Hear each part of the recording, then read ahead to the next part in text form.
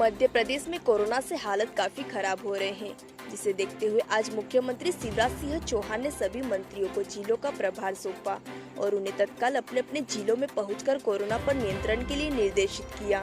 उसी कड़ी में उद्योग मंत्री राजवर्धन सिंह दत्तीगांव को अपने गृह जिले धार और अलीराजपुर का प्रभार सौंपा, जिसके बाद मंत्री राजवर्धन सिंह दत्तीगांव आज सीधे धार पहुंचे और कलेक्टर तथा स्वास्थ्य विभाग के आला अधिकारियों के साथ एक महत्वपूर्ण बैठक कर कोरोना की स्थिति की समीक्षा की।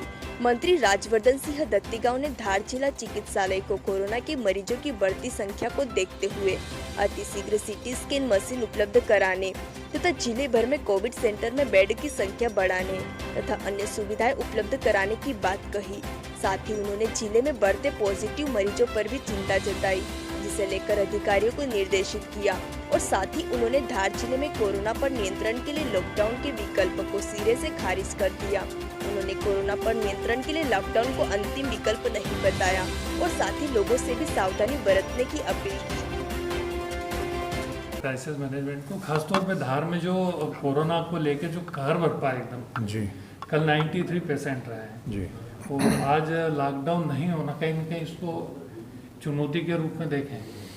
नहीं, बहुत गंभीर विषय है, लेकिन जैसा कि हम सब लोगों ने अनुभव किया है कि सिर्फ लॉकडाउन ही इसका समाधान नहीं है। लॉकडाउन के साथ साथ और भी कई समस्या उत्पन्न होती हैं, जैसे आजीविका का विषय आता है, अर्थव्यवस्था का विषय आता है। लॉकडाउन एक अंत में इसलिए शासन को तय करना पड़ता है क्योंकि चेन जब बहुत विशेष हो जाती है तो उस चेन को कैसे कहीं ना कहीं हम ब्रेक करके कट करें, तो उसमें थोड़ी सी गतिरोध हो और थोड़ा ये स्प्रेड एकदम कम हो। लेकिन क्योंकि अब कम्युनिटी स्प्रेड हो गया है और हम लोगों ने आज यही डिस्कस किया कि जो रेट हमारी ऑफ इन्फेक्शन बढ़ रही है करीब 10% है, वो काफ़ी हाई है।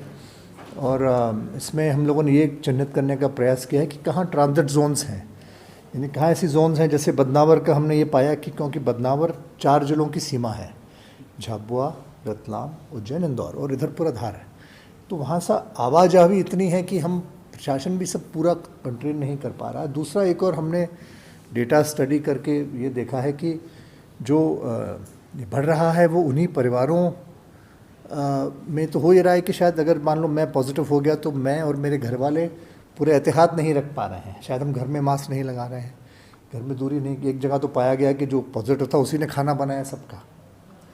तो ये सब कुछ चीज़ें तो हमें सब लोगों को जागरूक होना ही पड़ेगा, क्योंकि आखिर हमारा जान जोखिम है। सर, जो इंजेक्शन है उसको लेकर एक दिक्कत है। मैं वो आपका पूरा जवाब दे रहा हूँ। और अभी शासन ने, मुख्यमंत्री जी ने आदेश किए हैं, ये हमें बाहर से मंगाना पड़ रहा है, पूना से और दूसरी जगहों से, गोवा से शायद 2 जगह बताई गई, तो वो आ रहे हैं।